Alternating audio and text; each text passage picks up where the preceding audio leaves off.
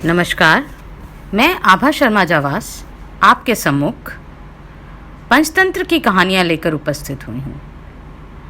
कथा के इस भाग में हम 2 कहानियों पर विचार करेंगे। हाथियों ने कुचले खरगोश, चंद्रमा ने उड़ा दिए सबके होश। दूसरा, ब्राह्मण की मति भरमाई, ठगों ने मिलकर उसकी बकरी खाई। उल्लू का अभिषेक। एक एव हितार्थाय तेजस्वी पार्थिवो भुवः। एक राजा के रहते दूसरे को राजा बनाना उचित नहीं। एक बार हंस, तोता, बगुला, कोयल, चातक, कबूतर, उल्लू आदि सब पक्षियों ने सभा करके ये सलाह की कि उनका राजा दैत्य केवल वासुदेव की भक्ति में लगा रहता है, व्याधों से उनकी रक्षा का कोई उपाय नहीं करता, इसलिए पक्षियों को कोई अन्य राजा चुन लेना चाहिए। कई दिनों की बैठक के बाद सब ने एक सम्मति से सर्वांग सुंदर उल्लू को राजा चुना। अभिषेक की तैयारियां होने लगी। विविध तीर्थों से पवित्र जल मंगाया गया। सिंहासन पर रत्न जड़े गए, स्वर्ण घट भरे गए। मंगल पाठ शुरू हो गया। ब्राह्मणों ने वेद पाठ शुरू कर दिया। नर्तकियों ने नृत्य की तैयारी कर ली। उल्लूक राज सिंहासन पर बैठने ही वाले थे कि कहीं से एक कौवा आ गया। कौवे ने सोचा, ये समारोह कैसा है, यह उत्सव किस लिए? पक्षियों ने भी कौवे को देखा तो आश्चर्य में पड़ गए। उसे तो किसी ने बुलाया ही नहीं था। फिर भी उन्होंने सुन रखा था कि कौवा सबसे चतुर, कूट राजनीतिज्ञ पक्षी है, इसलिए उससे मंत्रणा करने के लिए सब पक्षी उसके चारों ओर इकट्ठा हो गए। उल्लूक राज के राज्याभिषेक की बात सुनकर कौवे ने हंसते हुए कहा, यह चुनाव ठीक नहीं हुआ। मोर, हंस, कोयल, सारस, चक्रवाक, शुक आदि सुंदर पक्षियों के रहते दिवांद उल्लू और टेढ़ी नाक वाले अप्रियदर्शी पक्षी को राजा बनाना उचित नहीं है। वह स्वभाव से ही रौद्र है और कटुभाषी भी है। फिर अभी तो वैन्त्य राजा बैठा है। एक राजा के रहते दूसरे को राज्यासन देना विनाशक है। पृथ्वी पर एक ही सूर्य होता है, वही अपनी आभा से सारे संसार को प्रकाशित कर देता है। एक से अधिक सूर्य होने पर प्रलय हो जाता है। प्रलय में बहुत से सूर्य निकल जाते हैं, उनसे संसार में विपत्ति ही आती है, कल्याण नहीं होता। राजा एक ही होता है, उसके नाम कीर्तन से ही काम बन जाते हैं। चंद्रमा के नाम से तो खरगोश ने हाथियों से छुटकारा पाया था। पक्षियों ने पूछा, कैसे? कौवे ने तब खरगोश और हाथी की यह कथा सुनाई। बड़े नाम की महिमा। व्यपदेशन महताम सिद्धि संजायते परा। बड़े नाम के प्रताप से ही संसार के काम सिद्ध हो जाते हैं। एक वन में चतुर्दंत नाम का महाकाय हाथी रहता था। वह अपने हाथी दल का मुखिया था। बरसों तक सूखा पड़ने के कारण वहां की सब झील, तलैया, ताल सूख गए और वृक्ष मुरझा गए। सब हाथियों ने मिलकर अपने गजराज चतुर्दंत को कहा, हमारे बच्चे भूख प्यास से मर रहे हैं, जो शेष हैं मरने वाले हैं, इसलिए जल्दी ही किसी बड़े तालाब की खोज की जाए। बहुत देर सोचने के बाद चतुर्दंत ने कहा, मुझे एक तालाब याद आता है। वह पाताल गंगा के जल से सदा भरा रहता है, चलो वहीं चलें। 5 रात की लंबी यात्रा के बाद जब हाथी वहां पहुंचे, तालाब में खूब पानी था। दिन भर पानी में खेलने के बाद हाथियों का दल शाम को बाहर निकला। तालाब के चारों ओर खरगोशों के अनगिनत बिल थे। उन बिलों से जमीन पोली हो गई थी। हाथियों के पैरों से वे सब बिल टूट गए। बहुत से खरगोश भी हाथियों के पैरों से कुचल गए। किसी की गर्दन टूट गई, किसी का पैर टूट गया, बहुत से मर भी गए। हाथियों के वापस चले जाने के बाद उन बिलों में रहने वाले क्षत विक्षत लहूलुहान खरगोशों ने मिलकर एक बैठक की। उसमें स्वर्गवासी खरगोशों की स्मृति में दुख प्रकट किया गया तथा भविष्य के संकट का उपाय सोचा गया। उन्होंने सोचा, आसपास अन्यत्र कहीं जल ना होने के कारण यह हाथी अब हर रोज इसी तालाब में आया करेंगे और उनके बिलों को अपने पैरों से रौंदा करेंगे। इस प्रकार 2-4 दिनों में ही सब खरगोश का वंश नाश हो जाएगा। हाथी का स्पर्श ही इतना भयंकर है जितना सांप का सूंघना, राजा का हंसना और मानिनी का मान। इस संकट से बचने का उपाय सोचते सोचते एक ने सुझाव दिया, हमें अब इस स्थान को छोड़कर अन्य देश में चले जाना चाहिए। यह परित्याग ही सर्वश्रेष्ठ नीति है। एक का परित्याग परिवार के लिए, परिवार का गांव के लिए, गांव का शहर के लिए और संपूर्ण पृथ्वी का परित्याग अपनी रक्षा के लिए करना पड़े तो भी कर देना चाहिए। किंतु दूसरे खरगोशों ने कहा, हम तो अपने पितामह की भूमि को ना छोड़ पाएंगे। कुछ ने उपाय सुझाया कि खरगोशों की ओर से एक चतुर दूत हाथियों के दलपति के पास भेजा जाए। वह उससे यह कहे कि चंद्रमा में जो खरगोश बैठा है उसने हाथियों को इस तालाब में आने से मना किया है। संभव है चंद्रमा स्थिति खरगोश की बात को यह मान जाए। इस विचार के बाद लंबकर्ण नाम के खरगोश को दूत बनाकर हाथियों के पास भेजा गया। लंबकर्ण भी तालाब के रास्ते एक ऊंचे टीले पर चढ़ बैठा।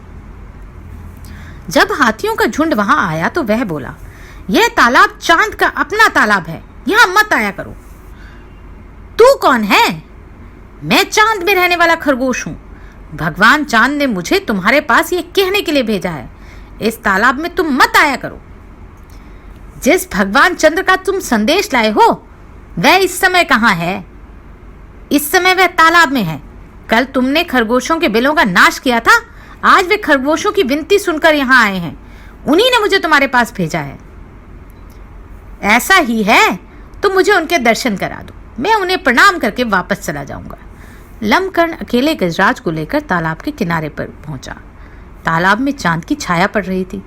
गजराज ने उसे ही चांद समझकर प्रणाम किया और लौट पड़ा। उस दिन के बाद कभी हाथियों का दल तालाब के किनारे नहीं आया।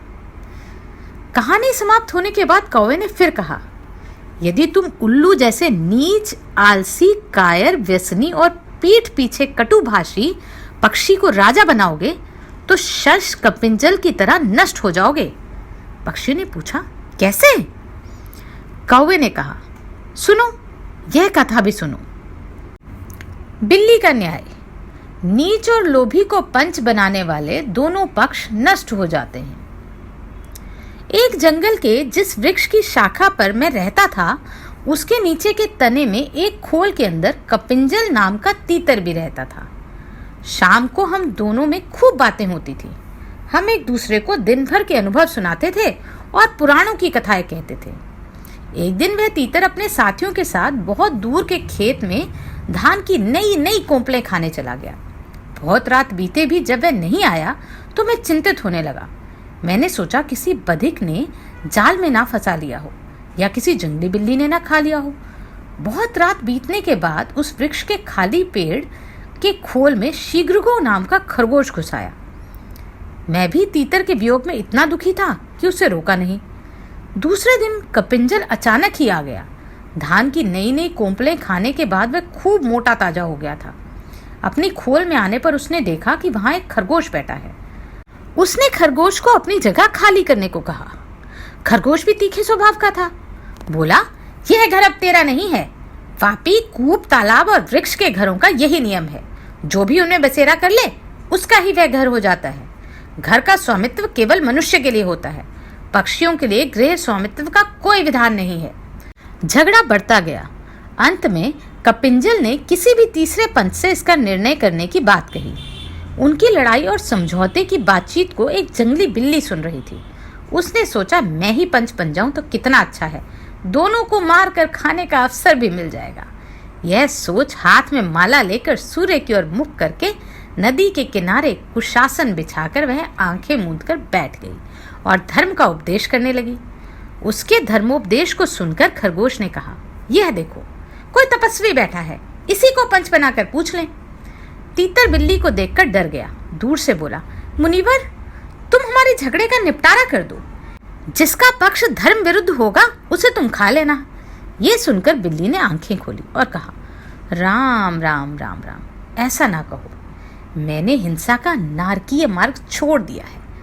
अंत में धर्म विरोधी पक्ष की भी हिंसा नहीं करूंगी। हाँ, तुम्हारा निर्णय कराना मुझे स्वीकार है, किंतु मैं वृद्ध हूं, दूर से तुम्हारी बात नहीं सुन सकती। पास आकर अपनी बात कहो। बिल्ली की बात पर दोनों को विश्वास हो गया। दोनों ने उसे पंच मान लिया और उसके पास आ गए। उसने भी झपट्टा मार के दोनों को एक ही साथ पंजे में दबोच लिया। इसी कारण मैं कहता हूं, नीच और व्यसनी को राजा बनाओगे तो तुम सब नष्ट हो जाओगे। इस दिव्यांध उल्लू को राजा बनाओगे तो वह भी रात के अंधेरे में तुम्हारा नाश कर देगा। कौवे की बात सुनकर सब पक्षी उल्लू को राजमुकुट पहनाए बिना ही चले गए। केवल अभिषेक की प्रतीक्षा करता हुआ उल्लू, उसकी मित्र कृकालिका और कौवा रह गए। उल्लू ने पूछा, मेरा अभिषेक क्यों नहीं हुआ? कृकालिका ने कहा, मित्र, एक कौवे ने आकर रंग में भंग कर दिया। शेष सब पक्षी उड़कर चले गए हैं, केवल यह कौवा ही यहाँ बैठा है। तब उल्लू ने कौवे से पूछा, दुष्ट कौवे, मैंने तेरा क्या बिगाड़ा था जो तूने मेरे कार्य में विघ्न डाल दिया? आज से मेरा तेरा वंश परंपरागत वैर रहेगा। यह कहकर उल्लू वहां से चला गया। कौवा बहुत चिंतित हुआ, वहीं बैठा रहा। उसने सोचा, मैंने अकारण ही उल्लू से बैर मोल ले लिया। दूसरों के मामले में हस्तक्षेप करना और कटु सत्य कहना भी दुखप्रद होता है। यही सोचता सोचता वह कौवा वहां से आ गया। तभी से कौवे और उल्लुओं में स्वाभाविक बैर चला आ रहा है। कहानी सुनने के बाद मेघवर्ण ने पूछा, अब हमें क्या करना चाहिए? स्थिर जीवी ने धीरज बंधाते हुए कहा, छल द्वारा शत्रु पर विजय पानी चाहिए। छल से अत्यंत बुद्धिमान ब्राह्मण को भी मूर्ख बनाकर धूर्तों ने जीत लिया था। कैसे? स्थिर जीवी ने तब धूर्तों और ब्राह्मणों की यह कथा सुनाई। धूर्तों के हथकंडे।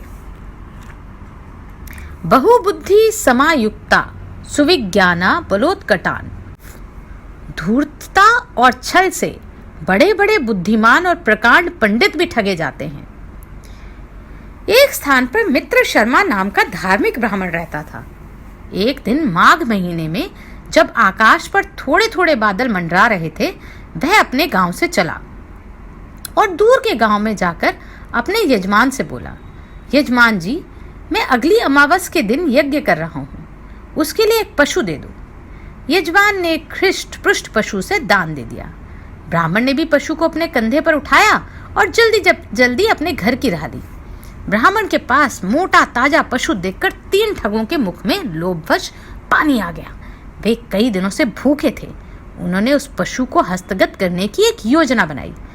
उनके अनुसार उनमें से एक वेश बदलकर ब्राह्मण के सामने आ गया और बोला, ब्राह्मण, तुम्हारी बुद्धि को क्या हो गया है? इस अस्पृश्य अपवित्र कुत्ते को कंधे पर उठाकर कैसे ले जा रहे हो? लोग तुम पर हंसेंगे। ब्राह्मण ने क्रोध में आकर उसका उत्तर दिया, मूर्ख, कहीं तू अंधा तो नहीं? इस पशु को कुत्ता कहता है। कुछ रास्ता पार करने के बाद दूसरा धूर्त भी वेश बदलकर ब्राह्मण के सामने आकर कहने लगा, ब्राह्मण राज, ये क्या अनर्थ कर रहे हैं? इस मरे पशु को कंधों पर उठाकर क्यों ले जा रहे हो?